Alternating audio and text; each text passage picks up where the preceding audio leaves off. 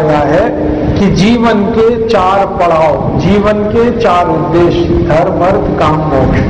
आखिरी उद्देश्य जीवन का मोक्ष की प्राप्ति। और मोक्ष कैसे मिलता है?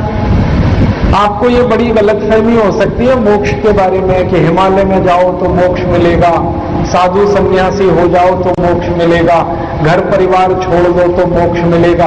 अरे भैया, मोक्ष का रास्ता वेदों में और उपनिषदों में बताया गया कि जो व्यक्ति अपने दुखों को दूर करता है, और दुख माने गए हैं 3, दैहिक, दैविक और भौतिक। दैहिक दुख माने शरीर का दुख, बीमारियां। दैविक दुख माने भगवान का दिया हुआ। तो दैहिक, दैविक और भौतिक। भौतिक दुख माने गरीबी, भुखमरी। तो जो व्यक्ति अपने दुखों को दूर करता है, फिर दूसरों के दुखों को दूर करने के काम में लगता है, मोक्ष उसी को होता है। मोक्ष जाने का एकमात्र रास्ता है। तो आप पहले प्राणायाम सीखो, आपने अपने दुख दूर कर लिए, अब आप दूसरों के दुख दूर करने के काम में लग जाओ तो मोक्ष आपको हो जाएगा। तो मैं इसीलिए आपके पास आया, मुझे मोक्ष जाना है, मुझे लोकसभा में नहीं जाना, मोक्ष जाना। बहुत लोग परेशान है लोकसभा में जाने के लिए, विधानसभा में जाने के लिए, मुझे तो मोक्ष जाना। लोकसभा की सीट नहीं चाहिए, मोक्ष की चाहिए। अब इसका रास्ता तो एक ही है कि मैं पहले मेरे दुख दूर करूं, वो मैंने कर लिए।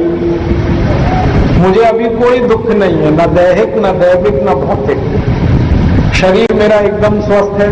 आप मेरी नाड़ी नाप देख लो, मेरा बीपी चेक कर लो, मेरी शुगर चेक कर लो, सब सामान्य है, सब अच्छा है।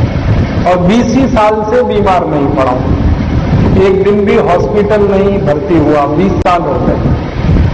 और शायद अभी 20 साल तक बीमार नहीं पड़ूंगा, क्योंकि वात पित्त कफ तीनों संतुलित हैं मेरे। तो मेरे दुख तो मैंने दूर कर दिए। अब मैं चाहता हूं कि मेरे निमित्त से आपके भी दुख दूर हो जाएं, इसलिए छपरा आया।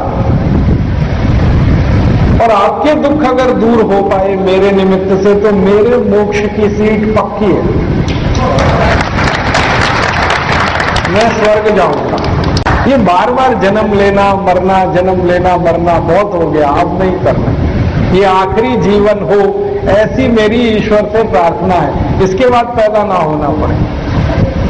तो एक ही रास्ता है, स्वर्ग जाऊं, मोक्ष जाऊं। और वो रास्ता आपके घर से गुजरता है, इसलिए आया आपके पास। मैं मेरे स्वार्थ से आया छपरा, मेरा स्वार्थ है कि मुझे स्वर्ग की सीट चाहिए, और वो तब मिलेगी जब आप स्वस्थ हो जाओ।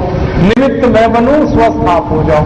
तो आप मेरी बात मान लो, योग प्राणायाम शुरू कर दो। जब आप स्वस्थ हो जाओगे तो मेरी एप्लीकेशन में भेज दूंगा भगवान जी के पास, और वो स्वीकृत हो जाएगी। अब मैं मोक्ष पहुंच गया, फिर आप भी आ जाना मेरे पीछे पीछे, आप किसी और को सिखा देना, और वो स्वस्थ हो गया तो आपकी सीट पक्की हो गई मोक्ष। और हम सब स्वर्ग में ही इकट्ठे होंगे, वही मिलेंगे फिर। और सुना है कि स्वर्ग में कुछ काम धाम नहीं होता, तो क्या करेंगे? क्या वहां भी योग कक्षाएं लगाएंगे, सबको प्राणायाम सिखाएंगे।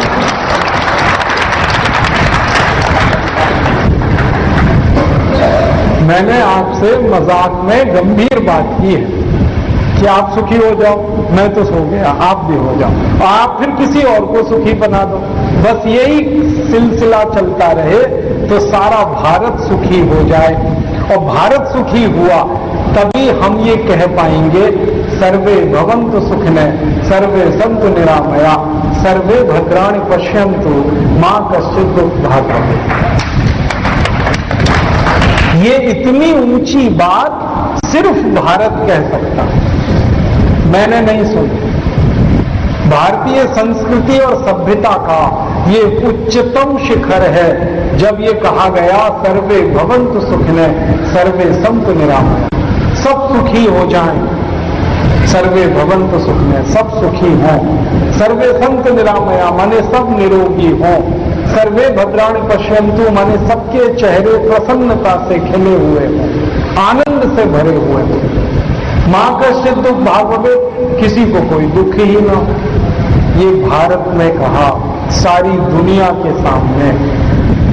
हम तो इसी संस्कृति और इसी सभ्यता के पुजारी हैं। सर्वे भवन्तु सुखिनः। अब हम ये चाहते हैं कि जो वेदों में कह दिया गया, उपनिषदों में कह दिया गया सर्वे भवन्तु सुखिनः, ये जीवन में उतर जाए। ये पुस्तकों तक सीमित न रहे, व्याख्यानों तक सीमित न रहे, ये जीवन में उतर जाए। सर्वे भवन्तु सुखिनः। इसी के लिए हमारा ये प्रयास है भारत स्वाभिमान। सर्वे भवन्तु सुखिनः को हर व्यक्ति के जीवन में उतार देना, इसी प्रयास का नाम है भारत स्वाभिमान।